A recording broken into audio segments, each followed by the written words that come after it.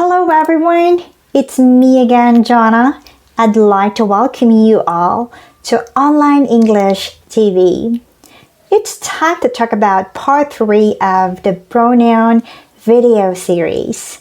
It means I have already uploaded part 1 and part 2. If it's your first time to run into my channel, I will give you a little information about last week's video. Watch this. We are now on part 2 of the series. It is about relative pronouns. You will also learn what relative pronoun should be used in a sentence. I will discuss relative clause, and there are 2 types: restrictive clause and non-restrictive clause. If you missed it, I always put my previous video link here or in a description box. Part 3 is about reflexive pronouns. Don't confuse it with intensive pronouns. They are identical but differ in functions. Reflexive pronouns replace object pronouns under what condition? You'll find out as you watch this video. You will learn why we use reflexive pronouns instead of object pronouns. As always, in the final part of this video, I prepared a short quiz for you to test your understanding about this lesson. If you haven't subscribed to my channel yet, please don't forget to click the subscribe button and a bell so you won't miss any future English lesson videos. So let's jump right into the discussion part. Let's start by defining reflexive pronoun first.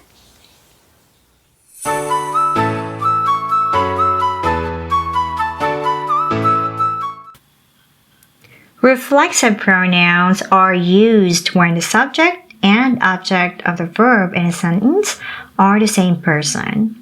To understand better, let's make it more visual. Okay, so here's the subject, and the object are the same person. Therefore, reflexive pronoun is used. Before we go further, let's have a quick review about personal pronouns. Let's say the subject and object are different persons first. Now let's consider this. Lily bought me flowers. In this sentence, Lily is the subject and me is the object. We use me here as the object pronoun because Lily and me are different persons. But what if the subject and the object are the same? Let's use the same sentence. Let's just make the subject and the object the same. So we have Lily as the subject and Lily as the object. They are the same person. So can we use this sentence? Lily bought Lily flowers. What do you think? Does it sound natural? You might agree that it isn't. Let's change then the object to reflexive pronoun to sound more natural. Okay, so Lily bought herself flowers. Again, reflexive pronouns replace the object if the subject and object are the same. Reflexive pronoun reflects the subject, so to speak. There are a lot of pronouns that we have already learned. To remember reflexive pronouns, let's put it this way. What comes to mind when you hear the word reflexive? It sounds like reflection, isn't it? What things show reflection? Mirror, right. Now, imagine yourself standing in front of the mirror. What can you see? Yes, your reflection. You that is standing in front of the mirror is the same person as you can see in the mirror. Agree? Otherwise, it might be scary. So let's relate that to reflexive pronoun. The subject is the same person as the object of the sentence, or the object is the reflection of the subject. Okay, I hope that helps. Now let's have more examples of reflexive pronouns here. Now let's check this list. Reflexive pronouns are myself, yourself singular, himself, herself, itself, oneself, yourselves, ourselves, and themselves. Take note that self is for singular and selves for plural. Always remember though that reflexive pronouns should always go with the subject.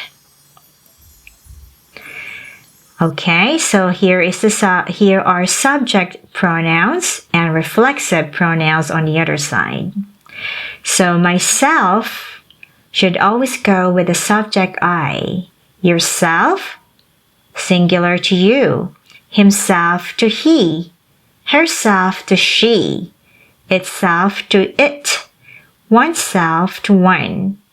Yourselves plural to you. Ourselves to we. Themselves to they. You might ask, why not they selves or their selves? Remember that reflexive pronouns replace the object, not the subject pronoun. Here's the table for you. So we have the object pronouns here on the other side too. Again, the reflexive pronouns will be replaced by reflexive pronouns if the subject and the object are the same persons. So look at this table. Alright, so I guess you understand the topic, so let's practice more using reflexive pronouns. Here are some sentences and try to guess what's the correct reflexive pronouns. Let's have number 1. She looked herself in the mirror. 2. I caught myself, very good, when I was making breakfast. My son dresses himself every morning. Okay. Number 4, the children made themselves a cake. And lastly, you should give yourself a break. Amazing. But here's the confusing part. Consider this sentence. You can send Tony or myself a message if you need help. So, can you spot the mistake here? You is the subject, Tony and myself is the object. Now, reflexive pronouns shouldn't be used here. Why? There are 3 people involved here. You, Tony, and myself. And myself is not the reflection of you. Alright, so myself and you is not the same. So let's correct this sentence. What should be used here? You're right. We have to use object pronoun, me, instead of myself. So you can send Tony or me a message if you need help.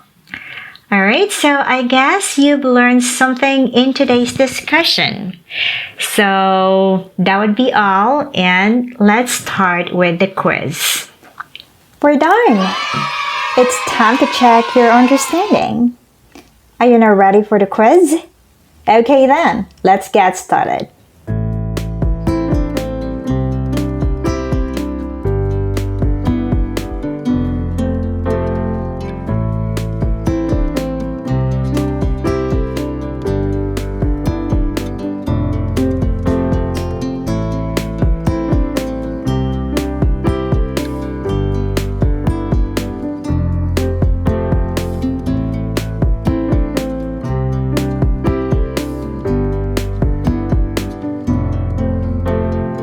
Lesson.